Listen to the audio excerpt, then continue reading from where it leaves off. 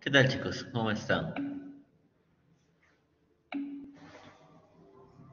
A ver, para empezar, antes de empezar con la clase del día de hoy, que tenemos que recuperar la semana pasada que dijimos las PC, recuperar el tema de esa clase.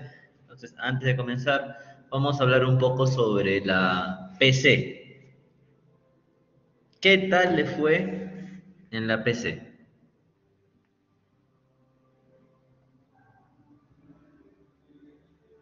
¿Mm?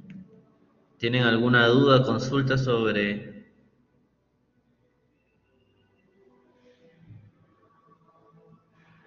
¿Tienen alguna duda, consulta sobre la evaluación? ¿Todavía no está calificado?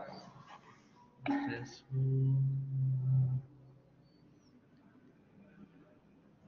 qué raro, ya debería estar su nota colgada. A ver, déjenme. Oh, se colgó. Qué raro. A ver, déjenme abrir su PC. Ahorita no tengo la solución. Me acabo de dar cuenta que ya cerraron mi oficina donde está la PC resuelta, pero déjenme abrir su práctica.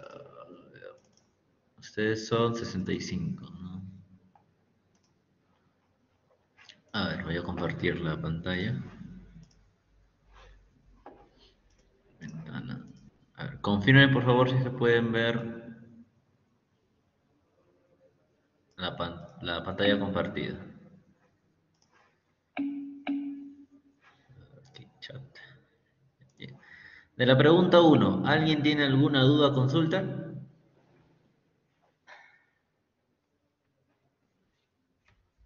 ¿Nadie? Bien, entonces pasamos a la siguiente. De la pregunta 2 que había preguntado ahí Jaime, ¿cómo se hacía esto? Pues nos daban una placa rectangular A, B y C y nos pedía tenía un peso distribuido de 1250 newtons por metro cuadrado y tenía un ancho de metro 20. Y esa era la gráfica. ¿Qué nos pedían? Nos pedían el punto donde se aplica la fuerza resultante del centroide, la longitud L, esta de aquí, y cuál era el área de la placa. Eso es lo que nos pedían. Entonces, vamos a dejar de compartir esto, vamos a poner la pizarra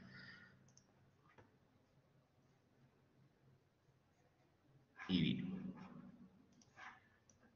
voy a tratar de dibujar.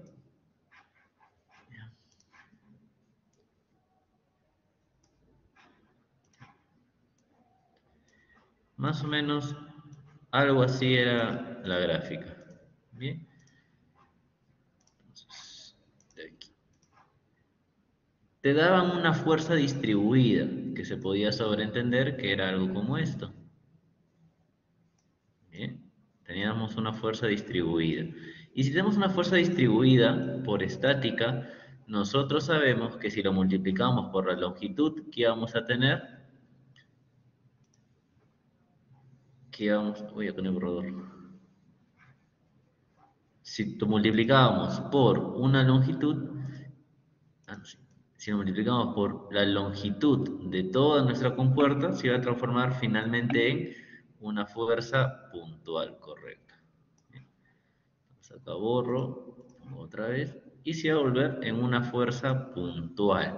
Entonces, pero ¿cuál era la distancia? La distancia iba a ser 1 más L multiplicado por 1250. Esa iba a ser la fuerza puntual. ¿Y dónde se iba a aplicar esta fuerza? En el medio de toda longitud, que puede ser por aquí, ¿no? Por acá puede ser el medio de toda esa compuerta. Entonces, no necesariamente en el agua adentro, sino posiblemente iba a ser fuera.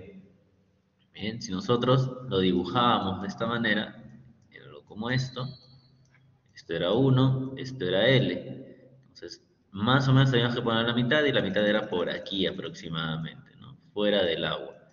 Bien, entonces ahí sí va a aplicar el peso de toda la compuerta en general.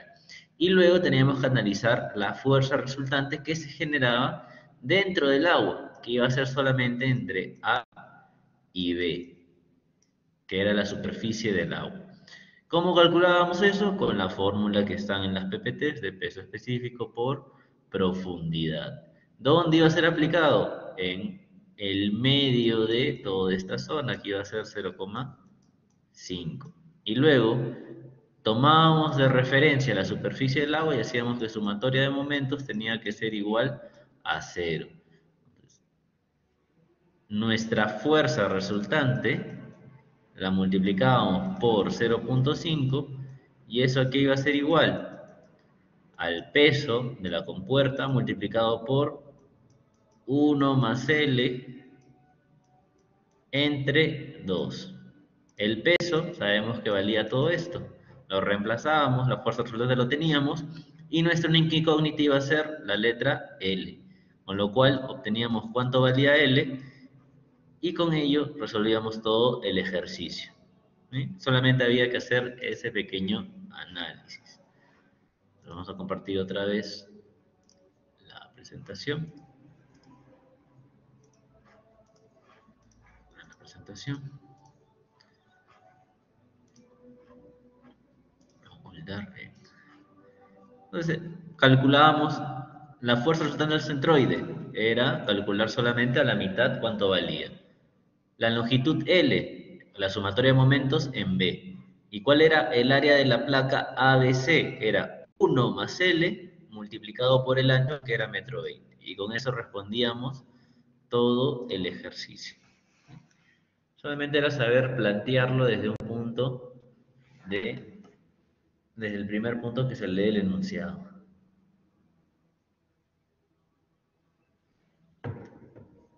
Bien. La pregunta 3. ¿Alguien tuvo alguna duda, consulta?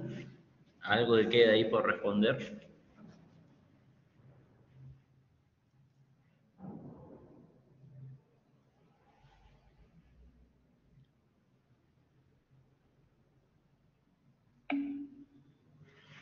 Bien.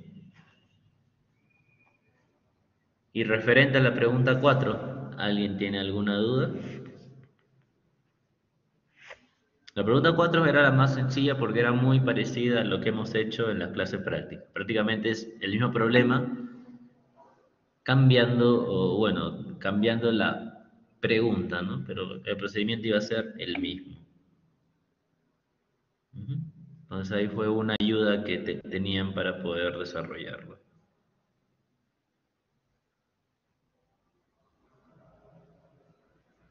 Bien. Entonces, si nadie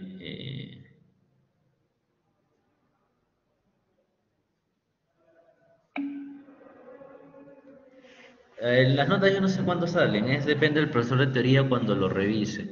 Entonces ahí sí, deberían ya salir el día de hoy, normalmente se demoran una semana, pero ya va a depender del profesor de teoría. Deberían consultarle a él cómo va el tema de la revisión de cada uno de sus exámenes, ¿no? Pero ya no debería tardar mucho en salir. Quizás hoy día, terminando la clase de hoy, pueden ver su nota en el internet, o quizás mañana si es que ya la cargó el día de hoy. Bien.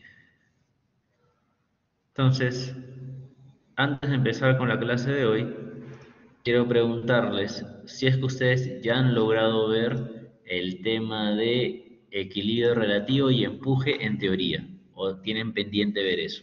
¿Ya lo han visto con el profesor o todavía?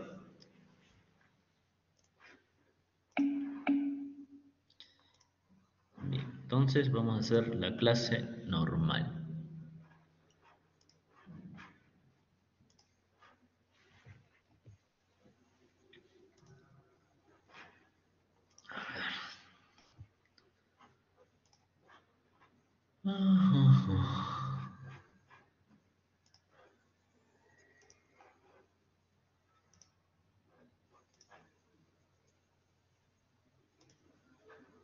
¿Pueden ver la presentación, chicos?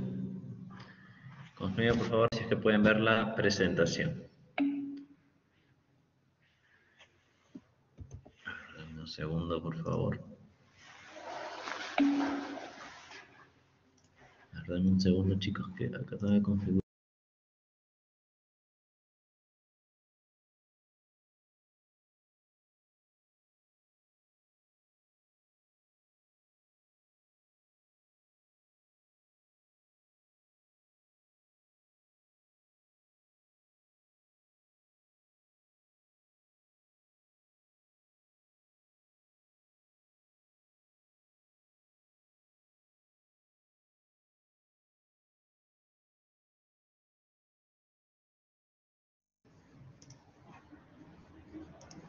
Ya, a ver, chicos, ¿qué tal?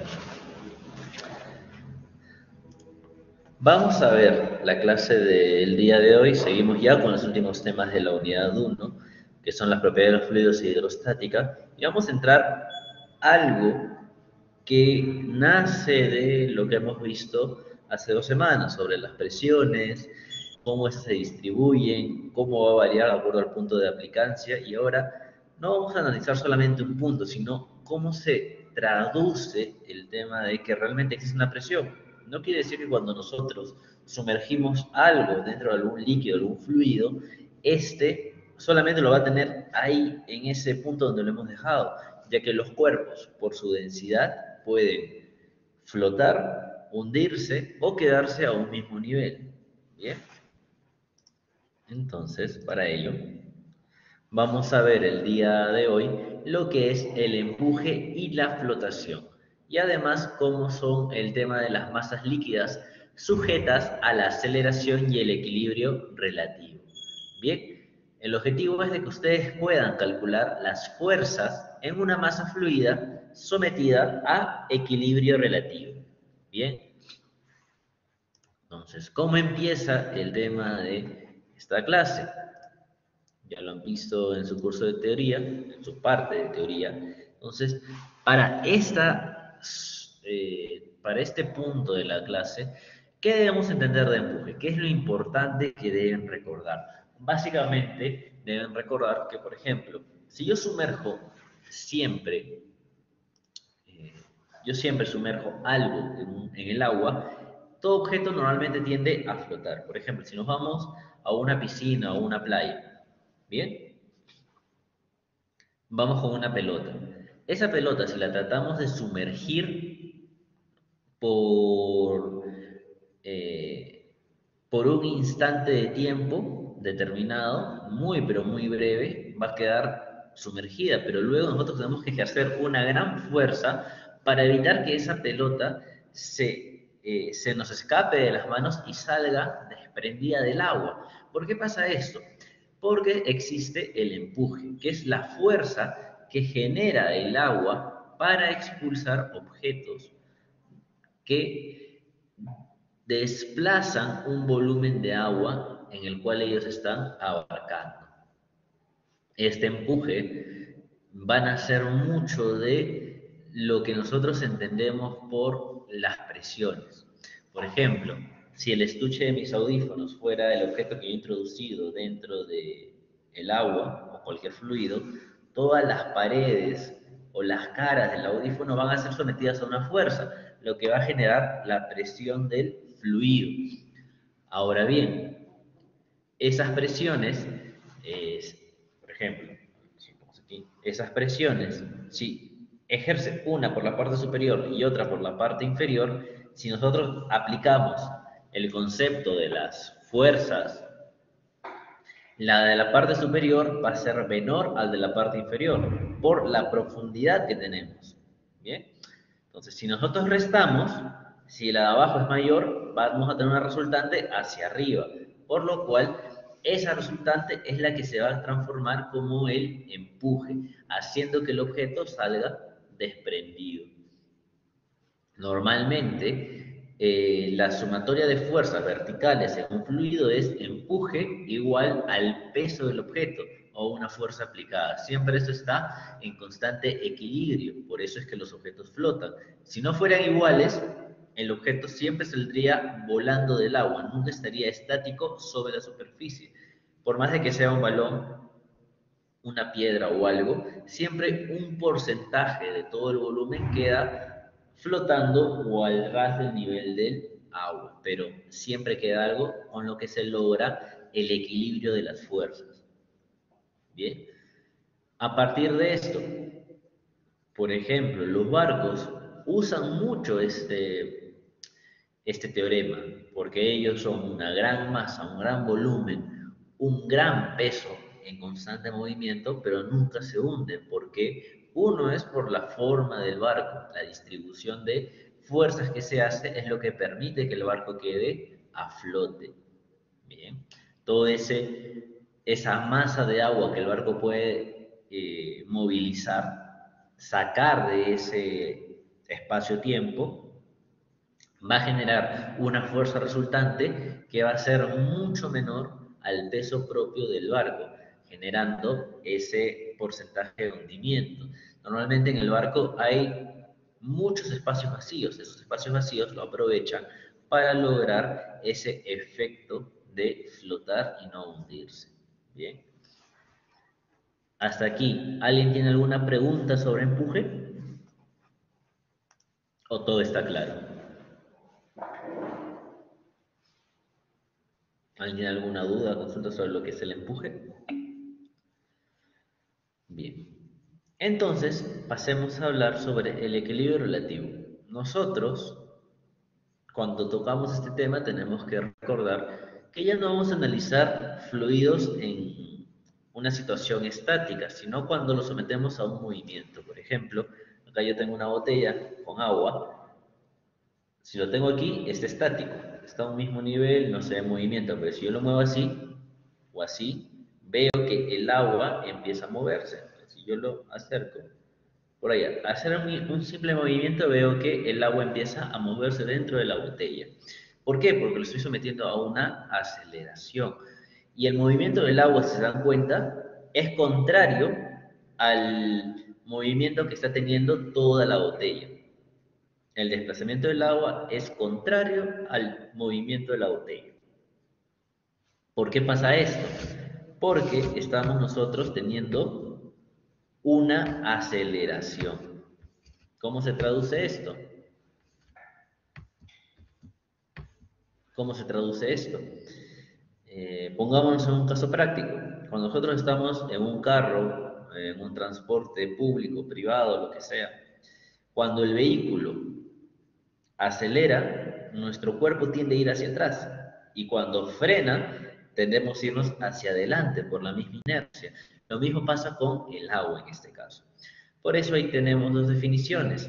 Cuando los líquidos tienen una aceleración lineal constante y cuando los vehículos tienen una aceleración vertical y horizontal. ¿Qué quiere decir eso? Cuando está en una diagonal, ¿bien? Y la otra en una horizontal. Si se dan cuenta, en la primera gráfica tenemos el recipiente con fluido y nos dice sin movimiento, solamente le afecta la gravedad. Pero luego en la mano derecha tenemos ya el mismo recipiente sometido a una aceleración. Esa aceleración es hacia la derecha, pero vemos que el fluido todo se desplaza como a la izquierda. ¿Por qué pasa ello? Por el efecto de la inercia, la acción y la reacción. Y si vemos en el centro del recipiente, se genera una aceleración igual a la del recipiente, pero en sentido contrario. A ello le añadimos la gravedad y sale una aceleración resultante, que viene a ser la suma vectorial de la aceleración del cuerpo con la gravedad. ¿De acuerdo? Y luego tenemos cuando el recipiente está en una pendiente y todo el conjunto empieza a descender o ascender. ¿Qué pasa ahí? Toda la masa de agua igual se va a desplazar en sentido contrario, pero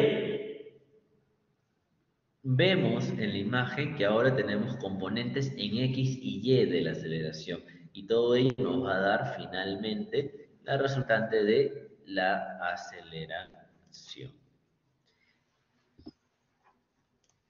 Y una fórmula de calcular ello está por la siguiente expresión matemática, que es el diferencial de la altura entre el diferencial de la separación horizontal, es igual a la menos aceleración en X entre gravedad menos aceleración en Y, o igual a menos tangente de teta. ¿Cuál es el tangente de teta? Es el ángulo que se forma entre el plano horizontal con la pendiente de la superficie de agua. ¿Bien? Entonces, ¿para qué nos sirve esto? Para poder analizar muchas veces cuál va a ser el comportamiento del agua, cuánto va a poder desembalsar quizás. Entonces, esos análisis sirven para hacer este tipo de fórmulas.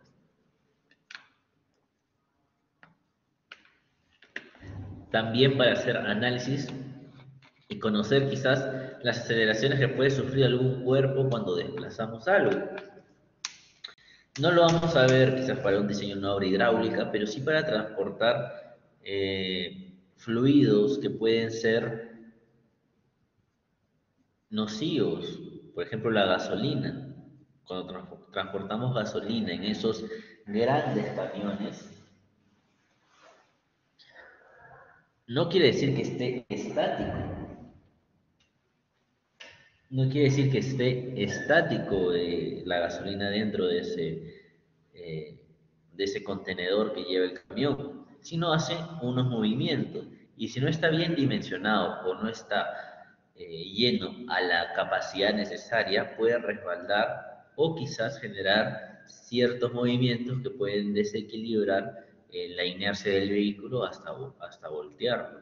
Entonces, para esto puede servir estos análisis. Bien. Entonces, hasta aquí, ¿alguna pregunta o consulta sobre el equilibrio relativo? O pasamos a ver los ejercicios.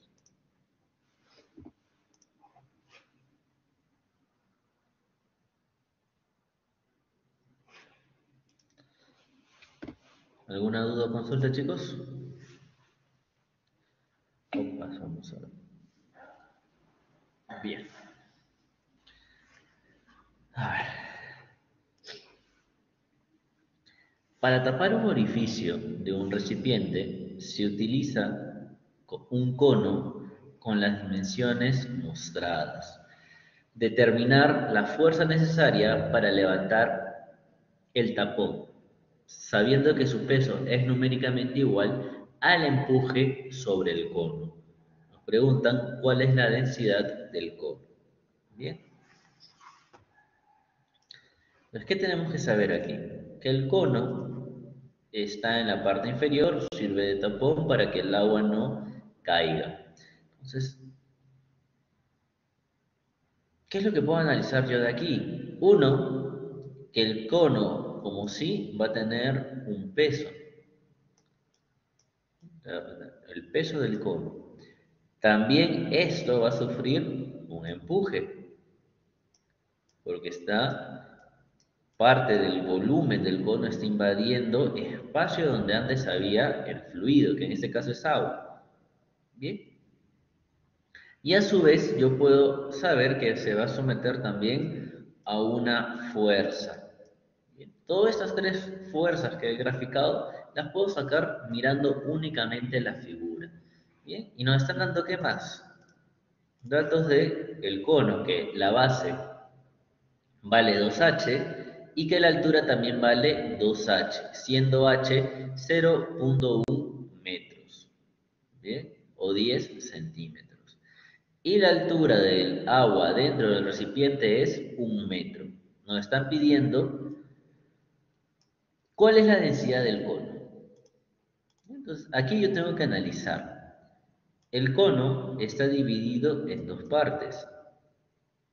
La parte superior, que está dentro del fluido, y la parte inferior, que no está dentro del recipiente, está expuesto al medio ambiente. Entonces, mi volumen que desplaza eh, el fluido es toda la parte superior. Ahora, si yo me pongo un poco más quisquilloso, puedo saber que va a haber presión en todo el contorno de la mitad del cono y se va a distribuir algo de esta manera. en los laterales y en la parte superior. Bien.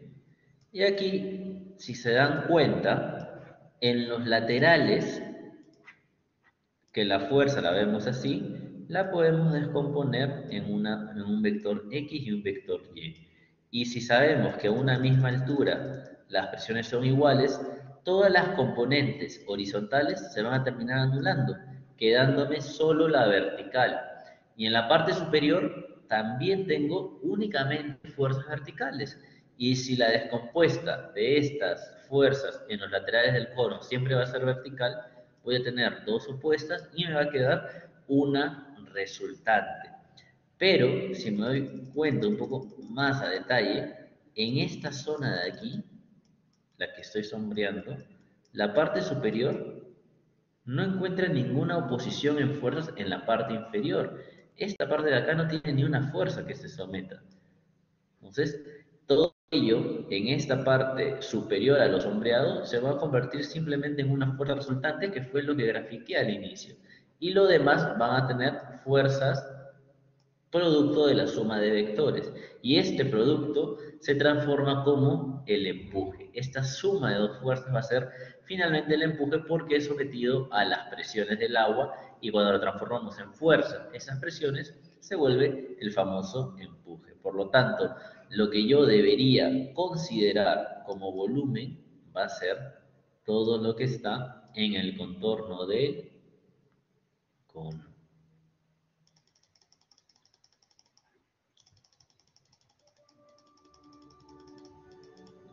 Algo así.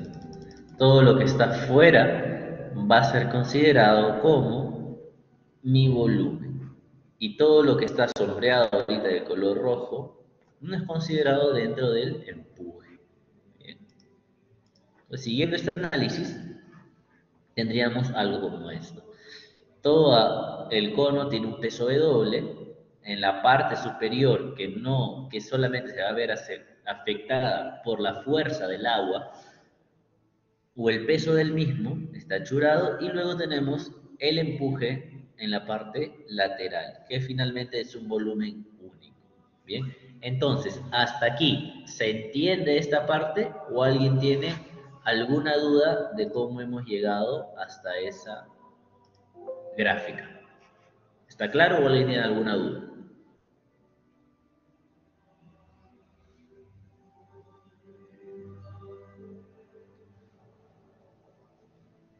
¿Está claro, chicos?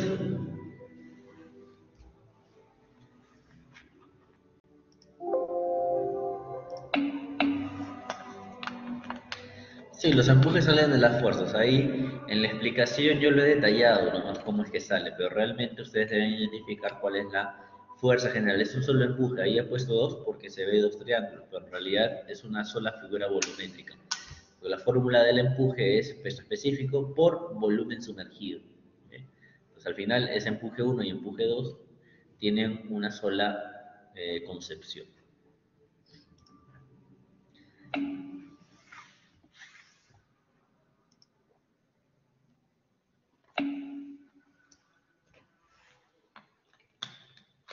Con las presiones, ustedes determinan o se pueden dar cuenta realmente cuáles van a ser las fuerzas que se aplican en su diagrama de cuerpo libre. La presión se va a distribuir siempre en todas las caras o en todas las superficies del cuerpo que ha sido sumergido. Y en el ejemplo ahí cuando lo estaba dibujando nos damos cuenta que en la parte central solamente hay fuerzas en la cara superior del cono, en la base del cono, pero en el punto que conecta C y E no hay ninguna fuerza, por lo tanto esas presiones se van a convertir en el peso que va a soportar todo el cono por toda esa sección de agua. Pero en los costados, al momento de vectorizar nuestras fuerzas, tenemos una componente en X, una componente en Y, las X se van a anular por estar a una misma altura, pero las que están en Y se van a restar, dándome como respuesta la resultante que viene a ser el empuje del cuerpo. Bien. Entonces, Yo sé que el empuje va a ser la sumatoria, en este caso, de las dos convicciones que yo he mencionado. Me piden una fuerza vertical, me piden cuál es la fuerza necesaria para que yo pueda mover el cono, para que este cono suba. ¿Cuál es esa fuerza vertical? Entonces, esa fuerza vertical va a ser igual a la sumatoria de todas mis fuerzas en Y. ¿Por qué? Porque realmente lo que estoy haciendo es que mi sumatoria de fuerzas en Y sea igual a cero. Y para que esto sea cero, toda la sumatoria de las tres únicas fuerzas que tengo me tiene que dar cero. ¿Bien?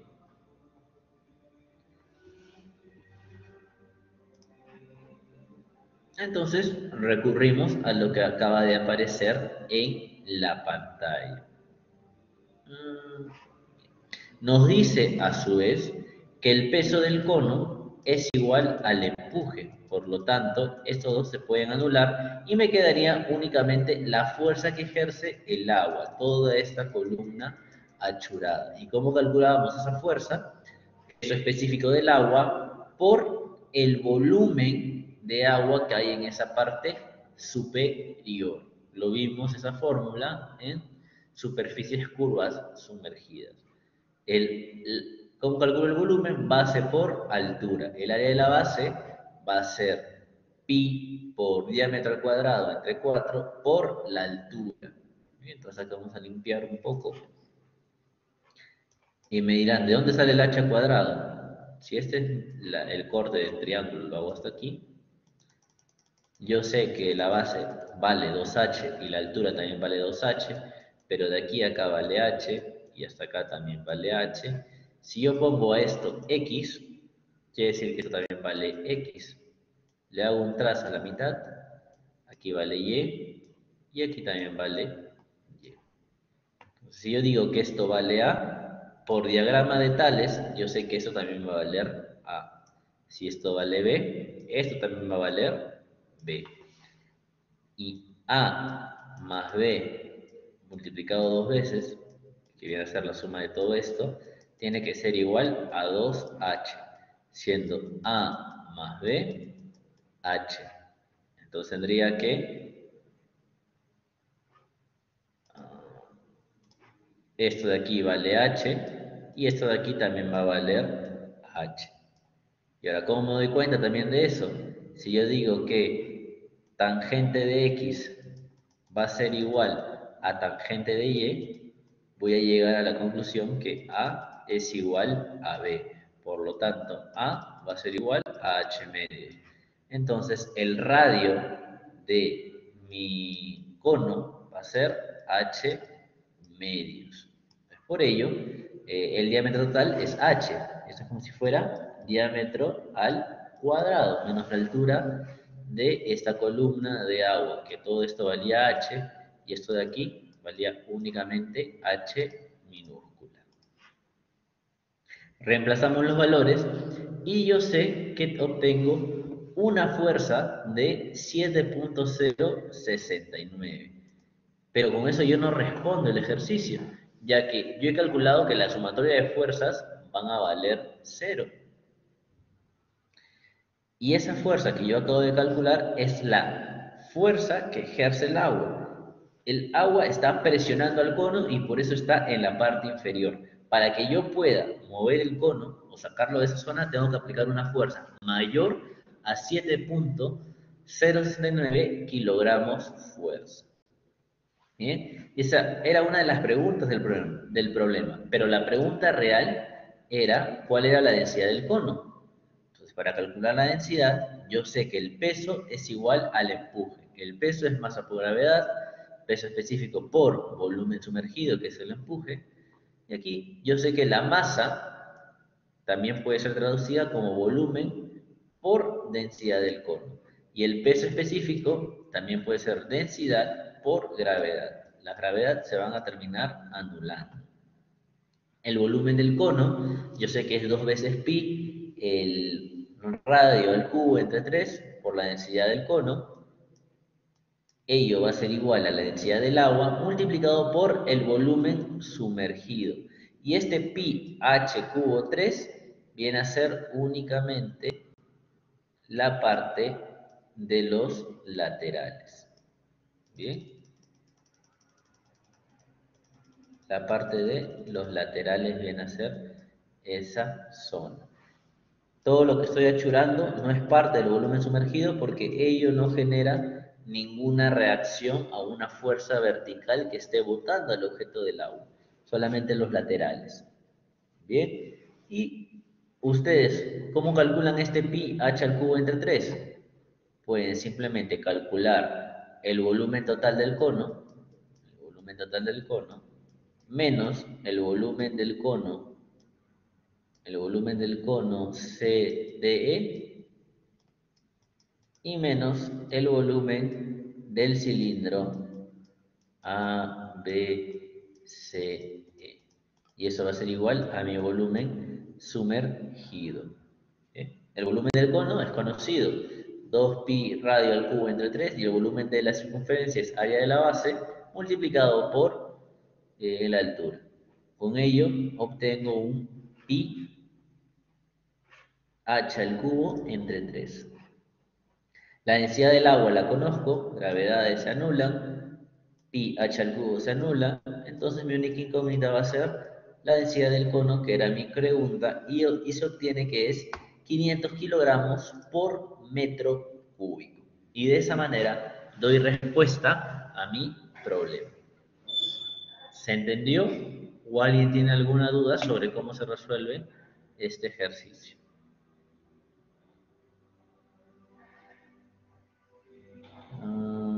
Sí, la fórmula para la fuerza del agua es peso específico por volumen. Estamos calculando una fuerza vertical sobre una superficie plana sumergida. De esa manera es como se calcula.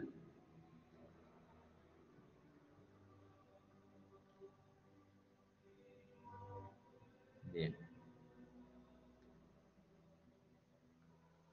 ¿Alguna otra consulta, chicos?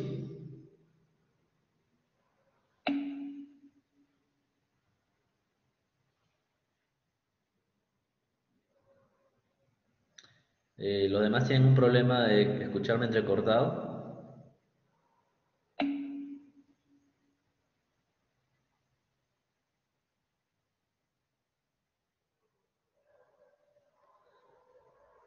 Lo que decía que esa fuerza del agua que se está haciendo ejercida sobre la parte superior del cono viene a ser la fuerza que se aplica sobre la superficie plana sumergida, que era peso específico por volumen de agua, básicamente. Es una fuerza vertical. ¿Eh?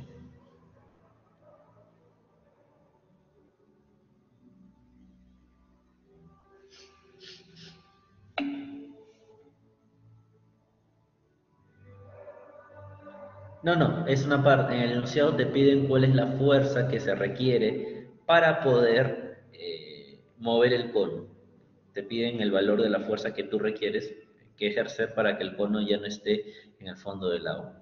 Y como nos damos cuenta, la fuerza que permite que el cono esté en esa posición es únicamente el peso del agua. ¿Cómo logro ello? Si aplico una fuerza mayor a 7.069 kilogramos, ese cono lo puedo desplazar. Nada más.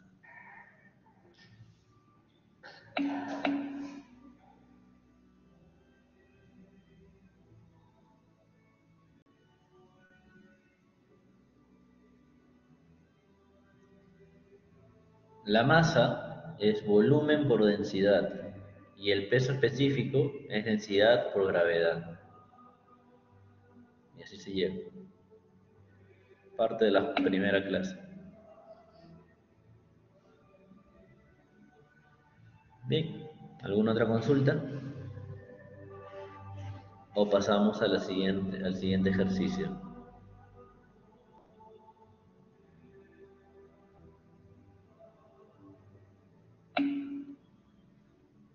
Bien.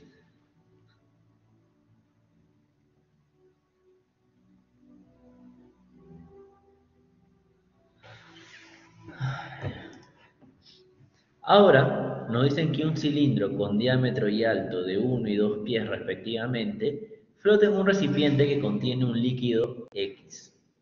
Un piezómetro es conectado al tanque, como se muestra en la figura. Si la presión ejercida en el punto A es de 0.1 psi y las alturas de los fluidos son mostrados, nos pide determinar el peso del cilindro. Cabe resaltar que la parte alta del cilindro está cubierta por el fluido. Bien, entonces me están pidiendo el peso del cilindro. ¿Cómo puedo yo determinar ese peso? Entonces, aquí tengo que primero dibujar mi diagrama de cuerpo libre y ver realmente cómo es, qué variables tengo, qué es lo que me va a faltar. ¿Bien? Y por algo me está dando el piezómetro. Bueno, si yo grafico, voy a tener un peso, que es del cilindro, mi pregunta, y un empuje. El peso, yo sé que es masa o gravedad. O también el peso, en este caso, va a tener que ser igual al empuje para que se mantenga en esa posición flotando. Entonces, para que exista la flotación, la teoría nos dice que el empuje siempre tiene que ser igual al peso. Normalmente en todo problema de empuje siempre se va a cumplir esa concepción porque el cuerpo ya está estático en un punto determinado y para lograr ello se iguala peso y empuje. Bien, yo sé que el peso es igual al empuje. Como peso yo no tengo ningún dato para calcularlo. Es más, esa es mi pregunta, pero el empuje yo sé que es igual al peso específico del fluido, que en este caso es X, multiplicado por el volumen sumergido, que viene a ser el volumen del cilindro. Pero me falta ese peso específico. Yo no lo conozco, tengo que calcularlo. Para ello me da el piezómetro. Bien, todo el fluido X llega hasta esta zona, hasta donde acabo de delinear. Y si tengo un piezómetro, nos acordamos de la parte hidrostática, y si yo hago la igualdad entre A y B, las presiones tienen que ser iguales. Y yo conozco la propiedad de este fluido, conozco las propiedades de este fluido y tengo la presión de aquí. Mi única incógnita sería el peso específico del fluido del tanque. Entonces, pasando a limpio lo que estaba diciendo, la sumatoria de fuerzas verticales, peso es igual al empuje, el empuje es peso específico del fluido X, por el volumen del cilindro, área de la base, pi diámetro al cuadrado entre 4, por la altura del cilindro que viene a ser h. Resolviendo, cambiando los valores que conocemos, sabemos que el peso va a ser igual al peso específico por pi medios. Ahora me falta a mí conocer cuánto es el peso específico del fluido. Y si yo digo que presión en A, parte inicial, A y B, va a ser igual a la presión en B. La presión en ¿a qué es igual? A peso específico del fluido multiplicado por la altura total, desde la superficie hasta donde está el punto de presión, por 3,5. Y la presión en B, ¿a qué va a ser igual? La presión del punto A más peso específico del agua por un pie más peso específico del agua por densidad relativa 1,5 por 2,5.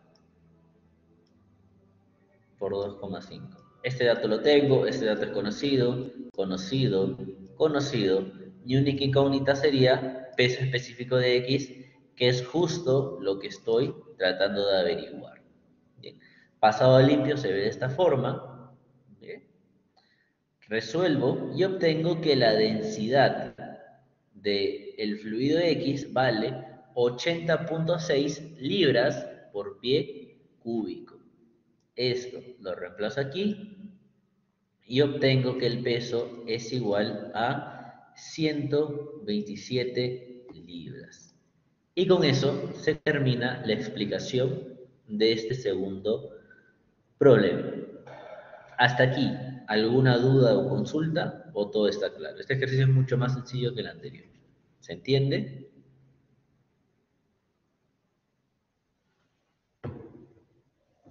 ¿O alguien tiene alguna duda?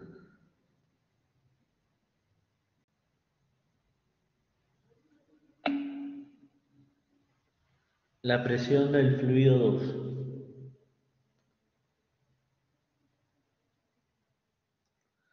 No es cuando está el ras, sino normalmente el empuje es igual al peso cada vez que el cuerpo ya alcanza el equilibrio, cuando ya está flotando.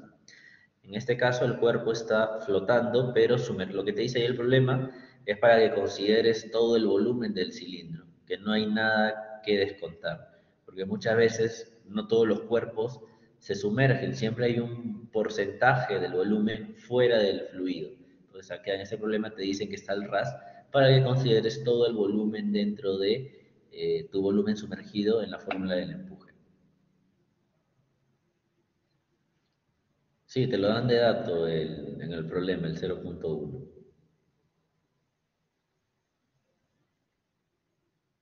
Es la presión que se ejerce en esa esfera que tienen ahí. Como si ahí hubieran puesto un manómetro y te dicta que tiene 0.1 de presión.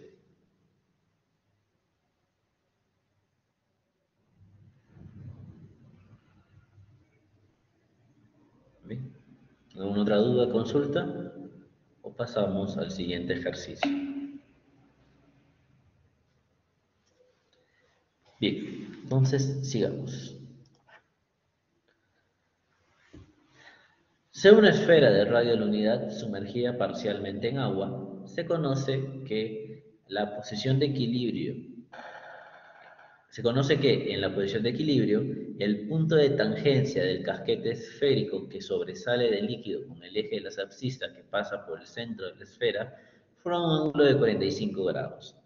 Nos pide determinar la densidad del material la densidad del material de que está compuesta la esfera y si la esfera se sumerge en mercurio, determinar el nivel de mercurio respecto al eje central de la esfera. ¿Bien? Esos son los datos que nos piden. Ahora, este problema fue un ejercicio de un parcial hace años y aquí únicamente todo el enunciado, todo lo que dice ahí es para representar lo que está graficado. Que si trazamos una línea desde el centro de la esfera hasta la superficie del agua, forma 45 grados. Nada más. Ahora aquí el peso obviamente va a ser igual al volumen, el peso va a ser igual al empuje del agua, porque el esfera está flotando, ¿bien? Pero el problema va a ser determinar cuánto es ese volumen sumergido, ya que no es una figura fácil de calcular un volumen de manera directa, no hay una fórmula. El casquete no se calcula con alguna fórmula en específica, tengo que buscar cómo calculo los volúmenes y es aquí donde tengo que aplicar las integrales. Yo sé que el empuje es peso específico por volumen, claro, tienen que aplicar una triple integral. Por esto es un problema de parcial normalmente. Yo sé que el empuje es igual al peso específico por el volumen sumergido. El peso específico es igual a la densidad por la gravedad por el volumen sumergido. El volumen de la esfera, el volumen total, yo sé que vale 4 pi por radio al cubo entre 3. Hasta ahí yo sé. Todos esos datos son conocidos. Reemplazo los valores porque me dice que el radio es la unidad. Por ende, el radio vale 1. Reemplazo y obtengo que el volumen de la esfera vale 4.189 metros cúbicos. Ahora yo tengo que determinar cuánto es realmente el valor del volumen sumergido para reemplazarlo en mi ecuación y también saber cuánto es la densidad. Sin eso puedo calcular la gravedad, eh, el empuje, disculpen. Yo sé que la sumatoria de fuerzas verticales vale 0. El peso va a ser igual al empuje. El empuje es igual densidad-gravedad por volumen sumergido. Despejamos, el peso es igual a densidad por gravedad, y esto acá estaba, la gravedad antes, se van a anular, me quedo con lo que tengo aquí expresado, y llego a una igualdad. La densidad de la esfera va a ser igual a la densidad del agua que lo conozco, y el volumen de la esfera que lo conozco. Lo único que me falta calcular es el volumen sumergido. Y para ello tengo que hacer las integraciones. Y aquí ya está el gráfico que nos explica cómo yo debo analizar esta integral, este diferencial de volumen. Y tengo que trazar un cilindro en toda mi esfera, donde a un determinado radio se genera un área y va a haber una pequeña altura que va a ser mi diferencial de y con ello yo voy a trabajar. Ahora, mis límites para dy van a ser desde el fondo de la esfera hasta la ubicación de la superficie del agua. Si yo sé que mi radio vale 1, la unidad del centro hasta donde está la superficie del agua es el radio. Y la misma distancia va a ser del centro hasta uno de los cuadrantes del triángulo, de la esfera, disculpe. Si yo sé que el ángulo vale 45 grados, mi hipotenusa vale 1, yo puedo calcular como que el cateto opuesto es hipotenusa 1 por seno de 45. El radio, la parte inferior, vale 1, por lo tanto, mi límite va a ser desde 0 hasta 1 más seno de 45. De esta manera, yo ya tengo los límites de mi diferencial de y que lo tengo en esta zona. Bien, entonces, mi volumen sumergido va a ser igual a pi por el radio del punto que yo he escogido para hacer mi integral multiplicado por dy. Resuelvo el integral, 1 más seno de 45 viene a ser 1.771. Y aquí tenemos que darnos cuenta de algo. Aquí está el nivel del agua. Esto vale 45. Pero este radio R no está en función de y yo para poder resolver una integral siempre tengo que tener la variable dentro de mi integración, si no, no estaría resolviendo nada. Entonces hay que hacer un pequeño análisis. Si yo sé que mi radio va a ser igual a cualquier distancia que yo tome desde el punto hasta la circunferencia del círculo, siempre va a ser igual. Por ejemplo, todo lo que he marcado de morado es el radio, siempre vale R. Pero yo estoy haciendo el cálculo con el radio de la base de mi cilindro, que es la línea roja. Ese va a ser mi radio R que yo estoy buscando. ¿Bien? Y a este valor inferior le pongo y, porque va a ser parte de mi diferencial de y. Mientras y sea más grande, puede llegar hasta aquí, por ejemplo. Hasta aquí puede llegar mi y. Esto va a ser r, pero mi radio sigue siendo esto. Esto sigue siendo radio. La hipotenusa sigue siendo radio.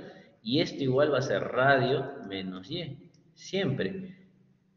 Si el nivel está por aquí, igual, esto vale r mayúscula de radio, esto va a valer R y esto también va a ser R menos Y o 2R menos Y. Entonces, de igual manera, se va a ir acomodando de acuerdo a la necesidad. Bien, entonces borramos todo esto y este va a ser el triángulo que se forma. R al cuadrado va a ser igual a la hipotenusa al cuadrado menos el otro cateto al cuadrado. Reemplazo toda esta expresión en este r al cuadrado, llego a lo que tenemos aquí, y ya tengo mi variable que yo puedo descomponer con la integración. Resuelvo y obtengo este valor. Entonces, tengo todos los valores, sé cuánto vale r mayúscula, que es el radio de la esfera, vale la unidad, y el y se va a ir reemplazando con los límites, dándome como respuesta que el volumen sumergido vale 3.946. Hasta aquí. ¿Se entendió o alguien tiene alguna duda?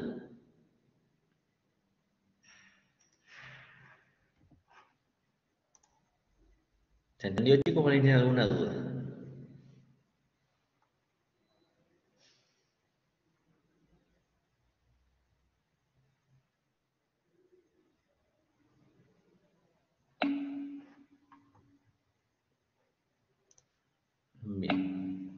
A ver. Entonces,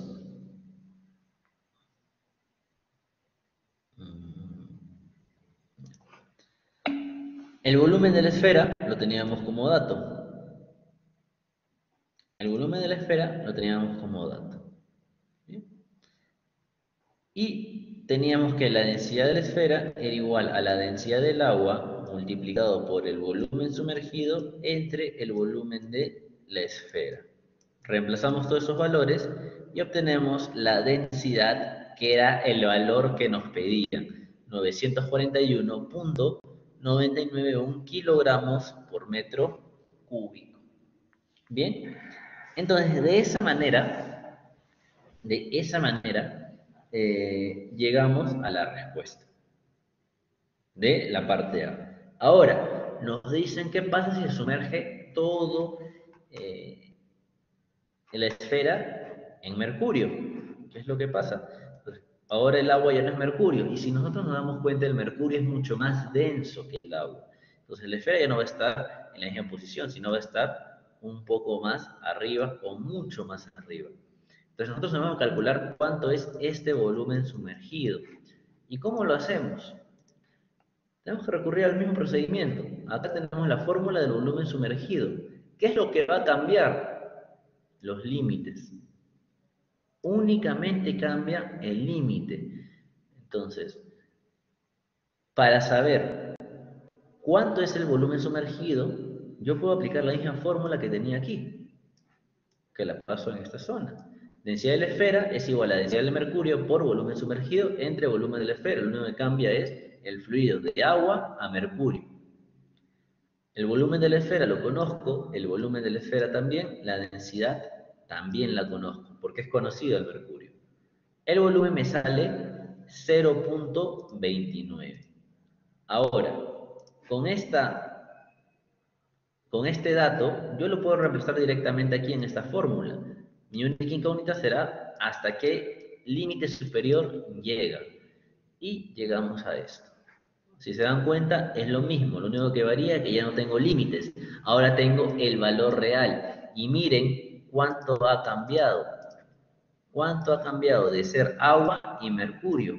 Antes era casi el 90% de la esfera sumergida y ahora simplemente es un 10%. Se invierten los papeles simplemente por cambiar de fluido.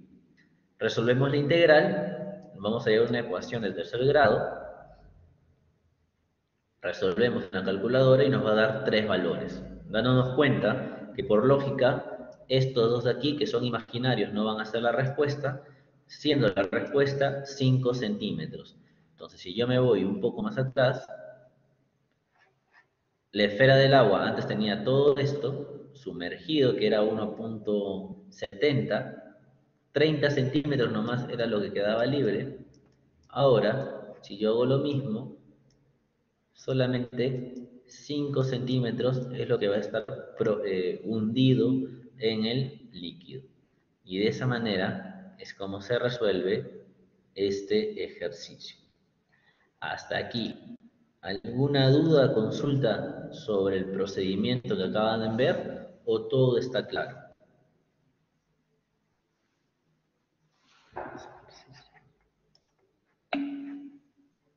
Denme un rato, chicos, por favor. Ahorita voy a ver las preguntas que acaban de hacer.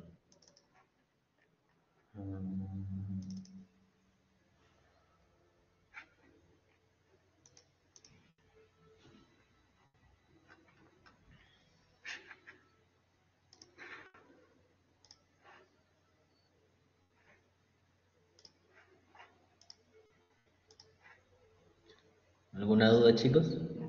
¿O todo está claro?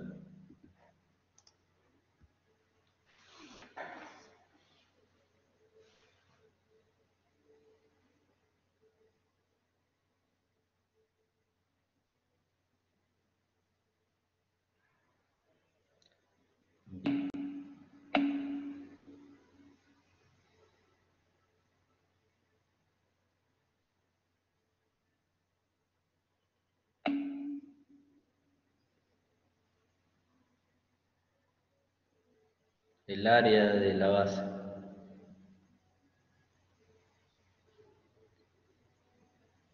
Bien, entonces vamos a seguir.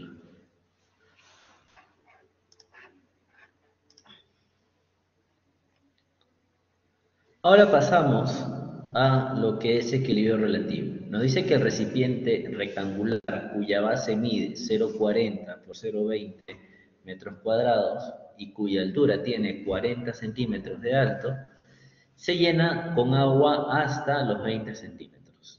La masa del recipiente vacío es de 10 kilogramos. El recipiente se coloca sobre un plano inclinado con un ángulo de 30 grados respecto al horizontal. Si el coeficiente de rozamiento del recipiente y el plano donde está apoyado nuestro envase es de 0,3, nos pide determinar el ángulo que forma la superficie de agua con la horizontal. Bien. Entonces, ¿cómo entendemos esto? ¿Cómo lo podemos entender? 0,8.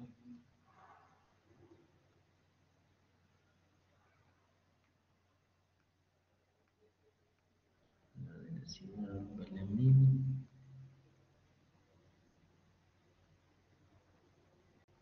16. Bien. Entonces, me dice en este ejercicio que hay un recipiente inclinado que vale 30 grados. Y aquí está este recipiente y está cayendo en ese sentido. Se llena de agua 20 centímetros. Entonces, ¿qué puedo sacar yo de ahí? Eso es lo único que necesito graficar y lo he hecho rápidamente. El ángulo de la superficie va a valer 30 grados. Bien, la masa del envase vale 10 kilogramos. Pero a mí me importa la masa del agua. Esto aquí va a ser igual a la densidad del agua, multiplicado por el volumen del agua. Y eso me va a dar un total de 16 kilogramos. ¿Por qué 16 kilogramos? 0,4 por 0,2, 0,08. Multiplicado por 0,2 me da 0,016. La densidad del agua vale 1000. 1000 por 0,16, 16 kilogramos. Bien, pues hasta ahí ya tengo la masa. ¿Qué más necesito? ¿Qué más me dan? El coeficiente de fricción que vale 0,3. El coeficiente de fricción me puede dar la fuerza, que va a ser igual al coeficiente de fricción por la normal. Y la normal es igual al peso en la componente Y, la descompuesta del peso en Y. Entonces, tengo todos esos datos y lo pasamos a limpio, todo lo que acabo de decir. Ahí están los datos y el gráfico se vería de esta manera. La solución es hacia la derecha y el agua tiende a irse en sentido contrario al movimiento que tiene. Si ustedes tienen un problema, empiezan a graficar cómo se ve el desplazamiento y van a ver que el agua hace ese movimiento, ¿no? Si lo mando para arriba, se va en otro sentido. Bien. Entonces, parte para que puedan ustedes darse cuenta cómo se comporta el agua también. Si lo tienen horizontal, simplemente lo mueven en la dirección que les ha dicho el problema y van a ver realmente hacia dónde se va. Como un tema de ayuda cuando tengan que resolver eso, ¿no? Si es que no saben cómo orientar el agua. Porque al final el problema mismo le va a dar la orientación si es que lo conceptualizan bien. Entonces calculamos la aceleración en X. La aceleración en X va a ser igual a la sumatoria de fuerzas. La sumatoria de fuerzas es igual a la masa por la aceleración en este caso. tenemos la componente X del peso y la fuerza de fricción. La fuerza de fricción es igual al coeficiente de viscosidad, coeficiente de fricción, multiplicado por la normal, que viene a ser esta. ¿Bien? Y P seno de alfa. La masa total, ¿a qué es igual? Al peso de todo el envase entre gravedad. Peso entre gravedad me da masa por la aceleración X. Si se dan cuenta, ¿por qué he hecho esta conversión? Para poder anular todos los pesos. Y me quedo seno de alfa, viscosidad, coseno de alfa, gravedad y aceleración. La gravedad se conoce, coseno se conoce, viscosidad también, seno también. Lo reemplazo y obtengo que mi aceleración en X vale 2.35 metros por segundo al cuadrado. Hasta aquí, ¿se entendió? ¿O alguien tiene alguna duda o consulta sobre el problema?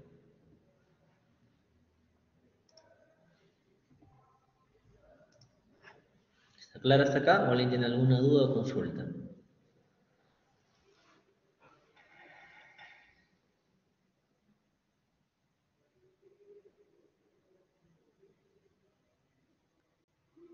¿Todo claro, chicos? Bien. Ahora, me piden el ángulo que se forma entre la superficie del agua y la horizontal, el plano inclinado.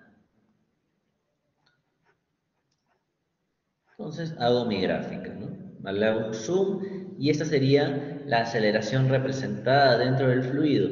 La descompongo, tengo una aceleración en X, una aceleración en Y la gravedad. Entonces, la sumatoria de estas dos aceleraciones me va a dar, digamos que esta resultante, ¿no? Bien, esta resultante. Sí. Y esta yo la puedo trazar por aquí también. La misma que está acá la puedo trazar acá. ¿De acuerdo? Entonces, si yo trazo para calcular el ángulo teta, puedo decir que tangente de teta, ¿a qué va a ser igual? Al componente en X, la componente en X, entre la gravedad menos mi aceleración en X por seno de alfa. Entonces, esta es fórmula, ¿no? Esta es la fórmula que nosotros hemos escrito o hecho. Bien. Esa es la fórmula que hemos escrito en la teoría. Siempre se va a respetar. Lo único que puede variar es esto, el menos o más. ¿Cómo me doy cuenta? De acuerdo a cómo apunta la componente Y de mi aceleración descompuesta. ¿Bien? Solamente hay que tener cuidado en eso. Únicamente hay que tener cuidado en esa parte. ¿De acuerdo? Entonces, la aceleración X la calculé en el caso anterior. Coseno de alfa lo conozco. Seno de alfa también, aceleración también, gravedad también. Con lo cual, obtengo que tangente de teta es igual a 0.235. ¿Bien? 235. Dándome como respuesta que el arco tangente de 0.235 es igual a 13.3 grados. Y de esa manera doy por respondido el enunciado. ¿Se entendió? ¿O alguien tiene alguna duda?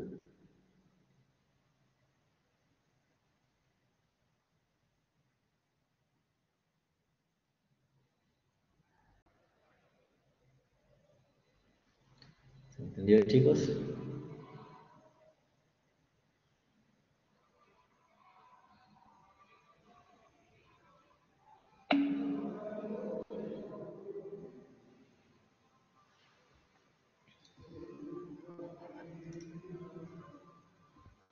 Bien. Entonces, Sí, no, no hay propiedades, solamente es aplicar sumatoria de fuerzas y que sea igual a masa por aceleración. Nada más. Y si no es masa por aceleración, les tienen que dar la fuerza resultante o la fuerza con la cual se desplaza todo el cuerpo. ¿Bien?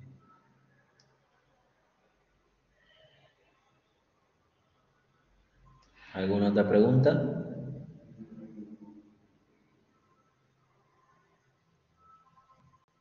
¿Alguna otra pregunta? Todo está claro.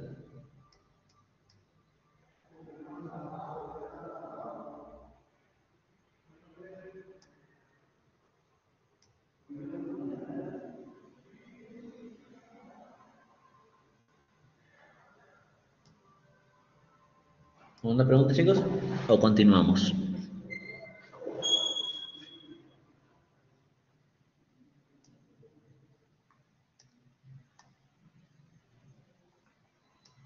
Por A o B motivo, se olviden esta fórmula, tienen que ubicar el ángulo teta, este ángulo de aquí, tienen que ubicarlo dentro del triángulo que se forma en los vectores. Normalmente siempre va a caer aquí el ángulo, normalmente. Entonces, si ustedes hacen, por ejemplo, acá su línea del agua, acá el otro, acá está un vector, este ángulo de aquí vale teta, bien, algo así. Entonces, ustedes tienen que ver la manera, esto de aquí también vale teta, esto va a valer 90 menos teta, bien, 90 menos teta, trazamos por aquí, ¿qué más? 90 menos teta, esto también vale 90 menos teta,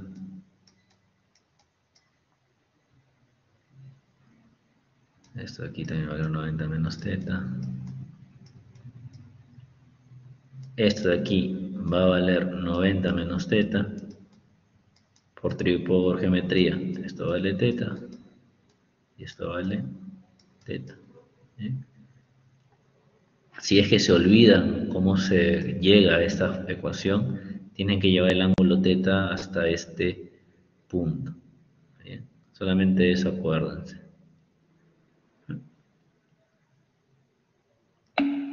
Tienen que acordarse de eso. A veces no tienen que demostrarlo, yo estoy tratando de acordarme cómo era para llevarlo aquí. Pero siempre va a estar en esa zona donde lo acabo de indicar. Bien. Me acuerdo que en una clase lo había demostrado. Ahorita no me viene a la mente cuál era el paso a paso para ubicarlo ahí, pero ahí va. Acuérdense acuérdense de eso nomás.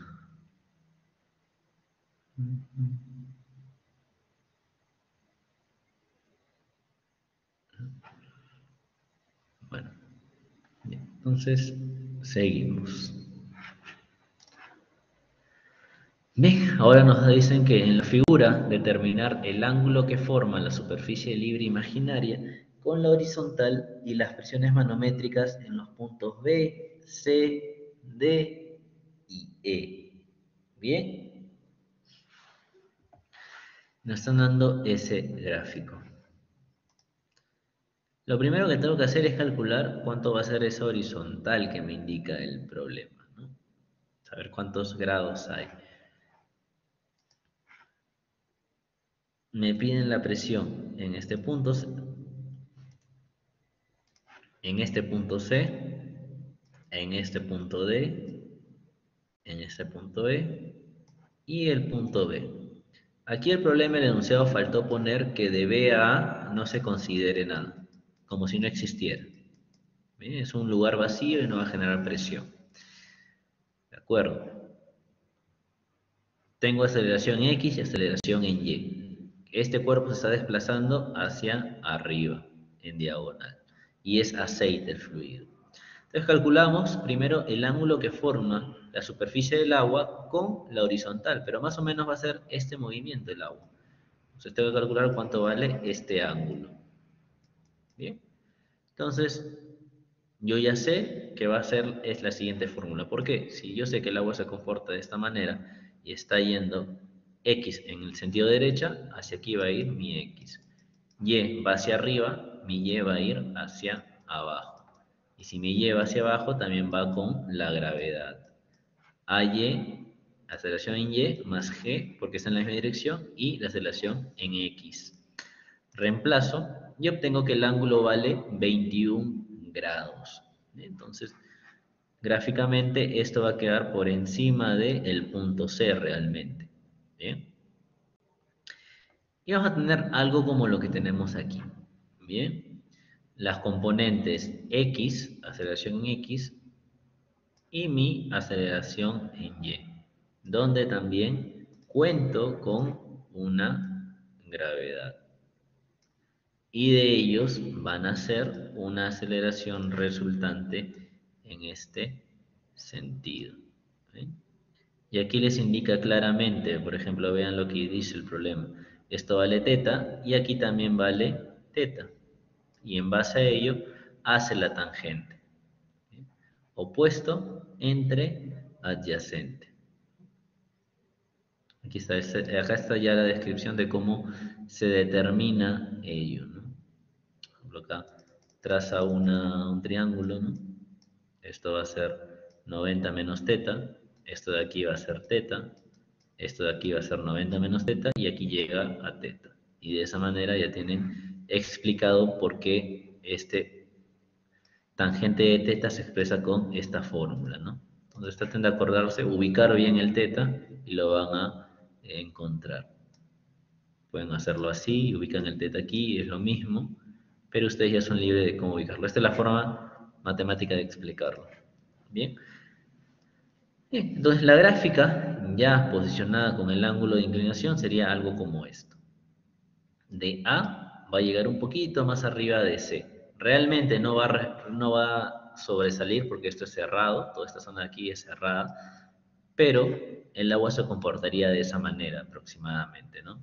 No lo vamos a ver visualmente, pero así sería el comportamiento. Bien, entonces, ¿cómo desarrollamos esto? Hay una fórmula que existe en la mecánica de fluidos, que es la siguiente. Presión es igual a la presión inicial menos el peso específico entre la gravedad, aceleración X por desplazamiento en X, menos peso específico por aceleración en Y entre gravedad más 1 por desplazamiento en Z. Esto que ven aquí, básicamente, es lo que tenemos acá. Básicamente es eso, pero ya expresado un poco, ya más simplificado. Prácticamente de ahí llegamos a la expresión matemática que les acabo de describir. Esto pasa acá y me queda como diferencial de presión. Bien. Presión, a ver, vamos a ver, para no perder mucho tiempo. Bien, acá está, diferencial de presión, todo está en función a densidades y aceleraciones. Bien, densidades. El peso específico, a ver, esto quería diferencial de presión, igual. Peso específico, densidad por gravedad, densidad por aceleración en X por X. Menos, aquí va a ser densidad por gravedad, multiplicado por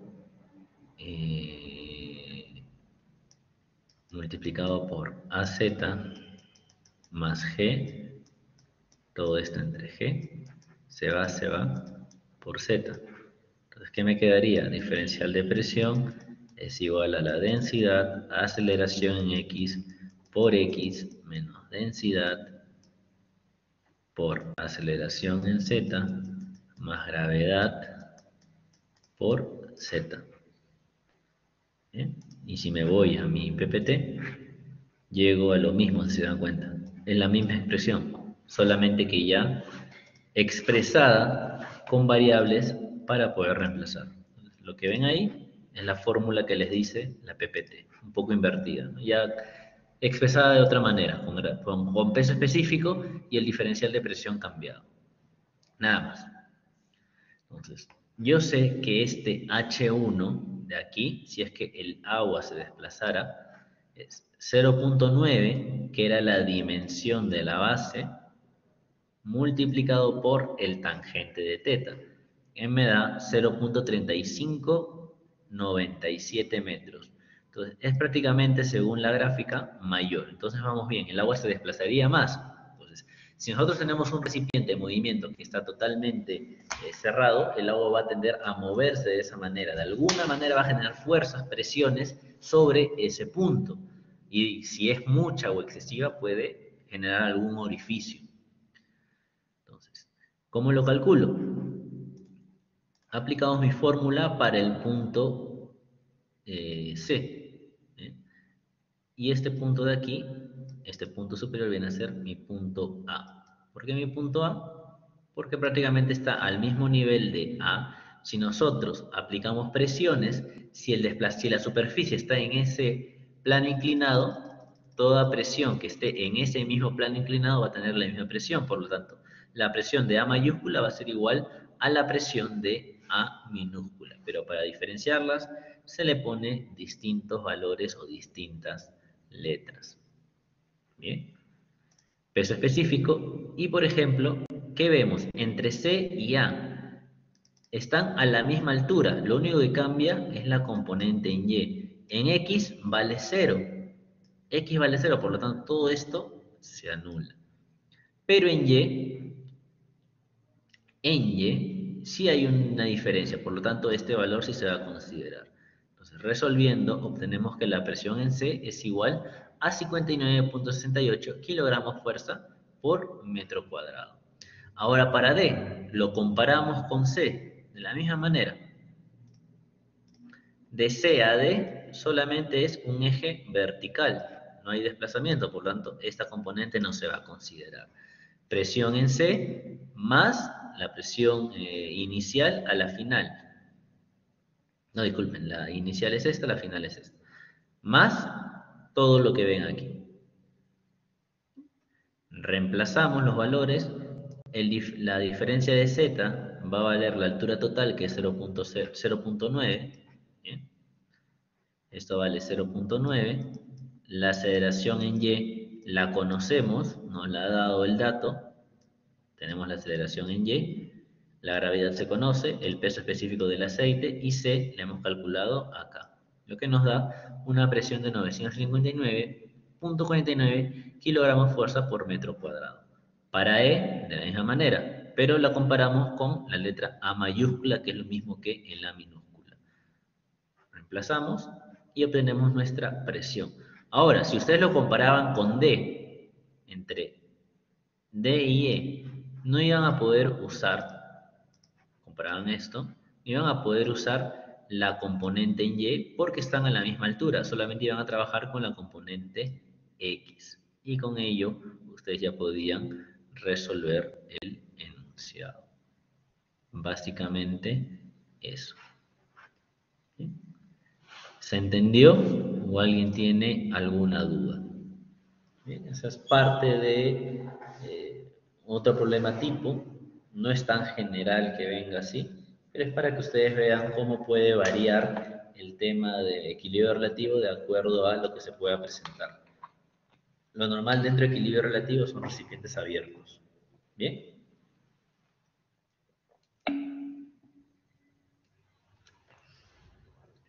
En toda la mecánica de fluidos, Z es la componente vertical. En en todas las mecánicas, Z es la vertical. Y no es usado como vertical, pero por una concepción que siempre se usa, eh, normalmente nosotros estamos acostumbrados por matemática a tener el eje X y Y, pero en todas las mecánicas, Z realmente es el valor de Y, básicamente.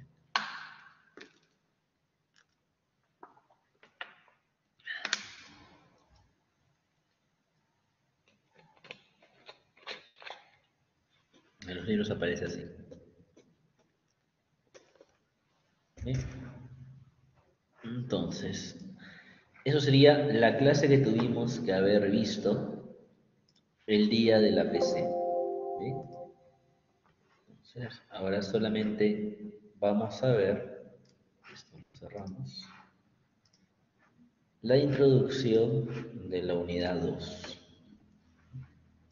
Hoy día me han vacunado contra el COVID y tengo los efectos, así que la siguiente clase continuamos con los ejercicios de esta presentación. Entonces, con ese último tema que acabamos de ver, terminamos la unidad 1. Bien, y vamos a pasar ahora a la unidad 2, que es cinemática y dinámica de los fluidos.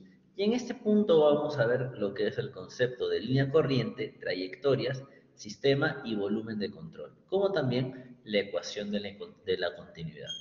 El objetivo es que ustedes puedan examinar la deducción de la línea de corriente, tubos de corriente y trayectorias, y analizar y reconocer la importancia de la ecuación de transporte. Y aquí básicamente la teoría se centra en esta ecuación de continuidad. ¿Ya han visto ecuación de continuidad o todavía no lo han visto con el profesor? ¿Han llegado a revisar este tema o no?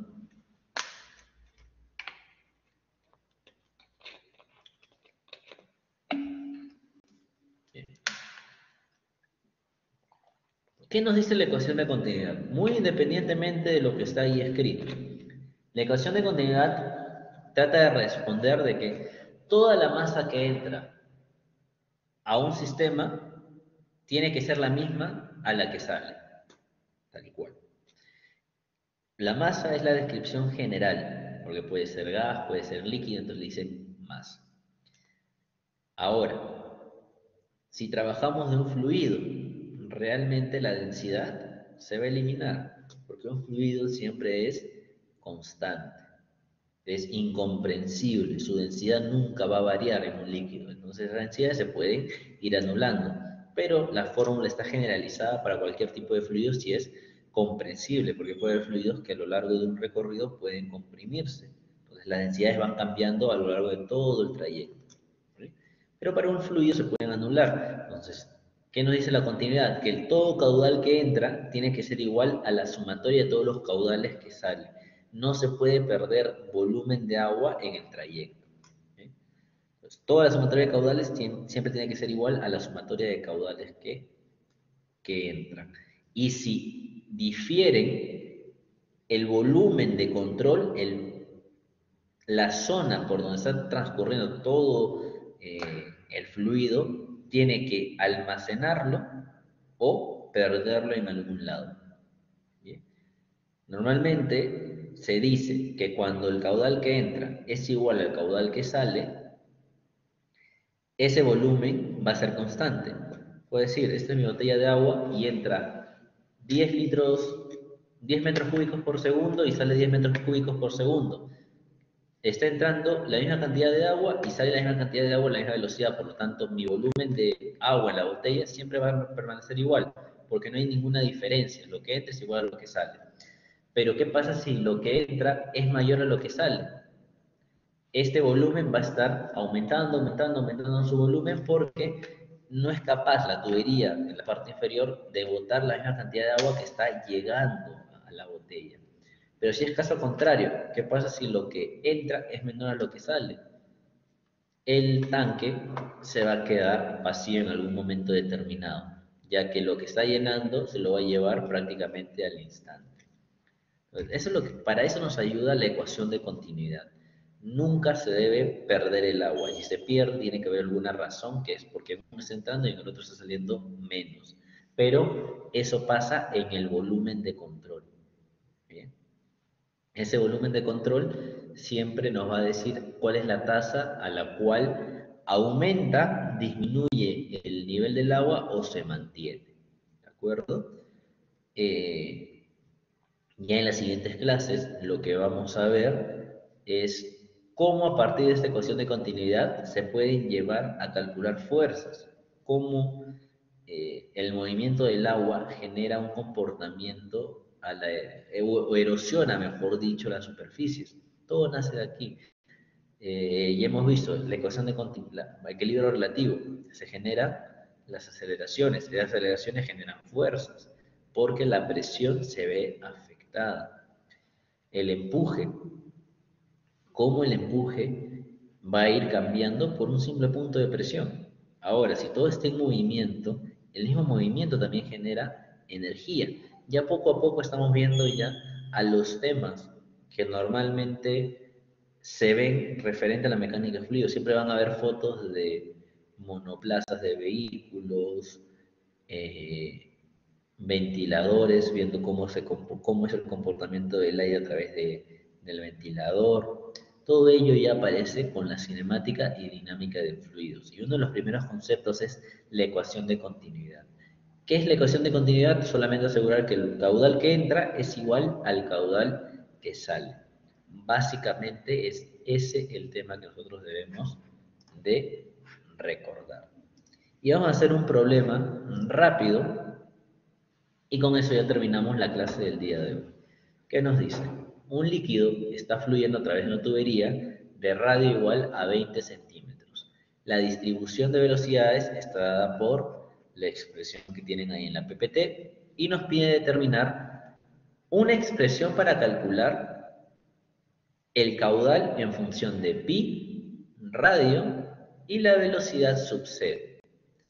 Y nos pide determinar también la velocidad media en el tubo después que el radio R2 se reduce a la mitad del radio inicial, considerando que la velocidad V sub 0 vale 2. Bien.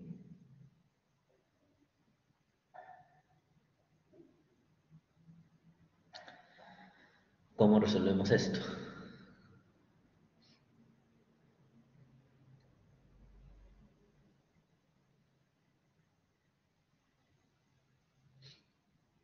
Bien, ahí tenemos la imagen. Ahora denme un segundo para analizar bien el problema y ahí les explico con calma. Pi al cuadrado.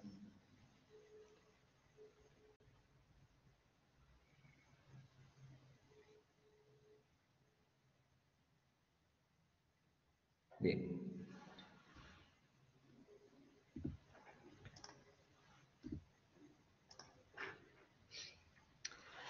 A ver, no se la pisen bien. La distribución de velocidades, la curva de distribución real es una forma parabólica que se expresa con la fórmula que tiene en el enunciado. Yo sé que el caudal es igual a velocidad por área, pero esta velocidad realmente está expresado con toda esta ecuación. Mi caudal va a ser igual a mi velocidad sub 0 por 1 menos r al cuadrado entre radio al cuadrado por el área. ¿Qué área va a ser? El área de la sección de la tubería. Entonces, esta área realmente va a ser igual a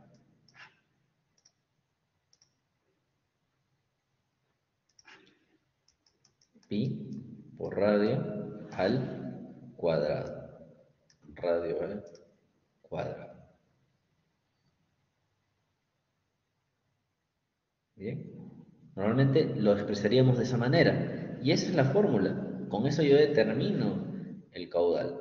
Pero me están pidiendo que lo exprese en pi, r y b sub 0.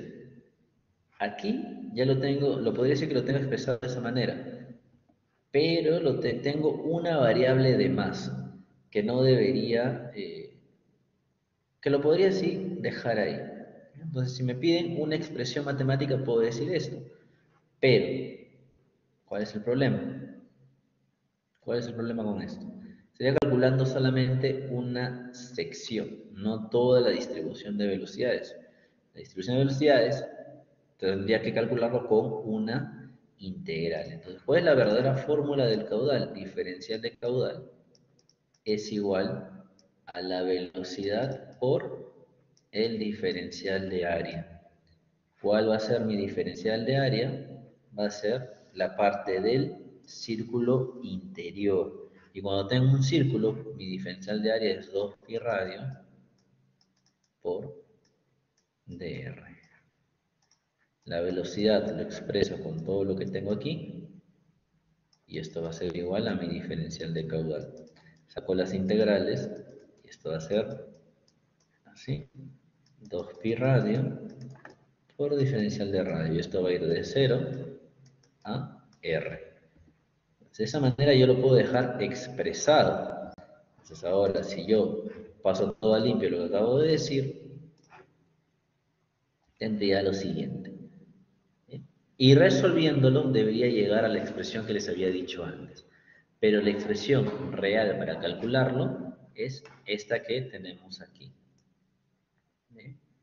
La anterior funcionaría si es que la distribución de velocidades fuera lineal. En todo el recorrido siempre se mantenga una velocidad constante, pero aquí, o en todos los niveles, en este caso va variando esa distribución.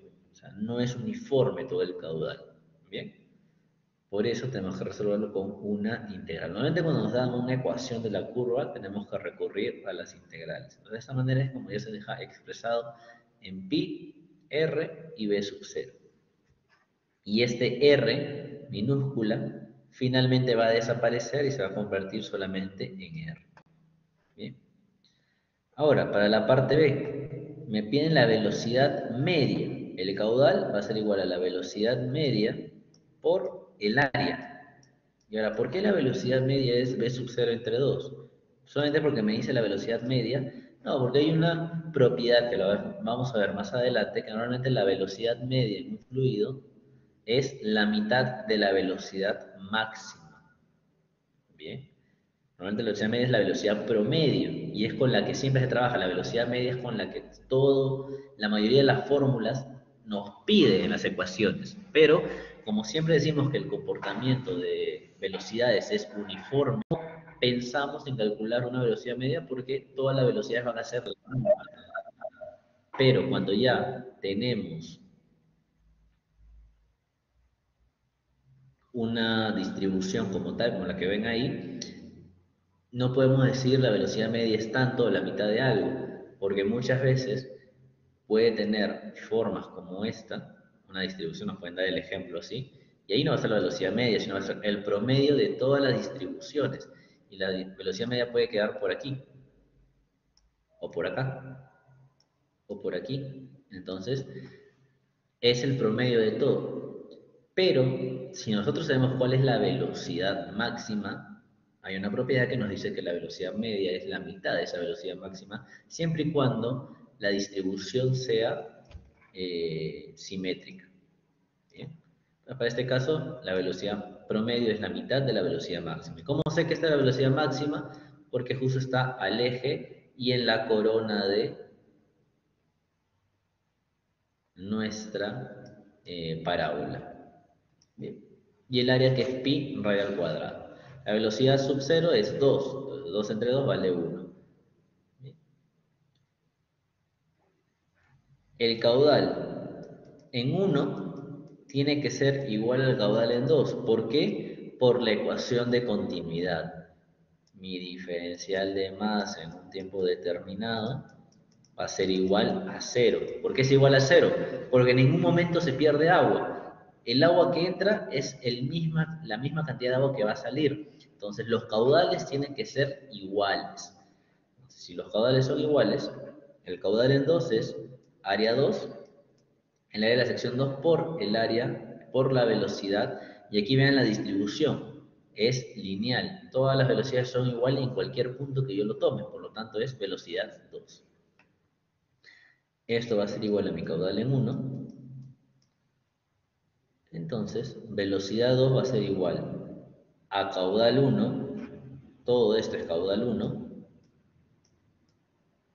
Entre el área 2, que es pi por el radio 2 al cuadrado. Los pi se van a ir. Esto me queda 1. Y me queda una relación de radios. Yo sé que el radio vale 20 centímetros. Bien. El radio 2 es la mitad del radio inicial, por lo tanto, eso sería 20 al cuadrado entre 10 al cuadrado. Y eso sería aproximadamente como decir 4 al cuadrado, si mal no recuerdo. No, 2 al cuadrado. Pues, sí, 2 al cuadrado, nos va a quedar 4. Reemplazamos todos los valores y obtengo que la velocidad en el punto 2 vale 4 metros por segundo. Y aquí vemos lo sencillo que se puede resolver con los caudales. Pero ¿cómo yo sé que caudal 1 es igual a caudal 2? Por la ecuación de continuidad. La primera parte del problema era solamente un tema de teoría para que vean cómo se usa la integral y cuál es la fórmula general del caudal. Y en la parte 2 tenemos que conocer el concepto de ecuación de continuidad para poder asumir que caudal 1 es igual a caudal 2 y poder llegar a la respuesta. Así que, ¿se entendió o alguien tiene alguna duda sobre este ejercicio?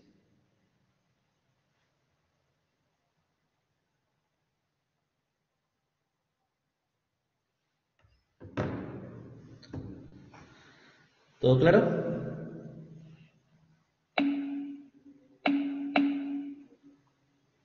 Bien, entonces vamos a dejar la grabación por aquí.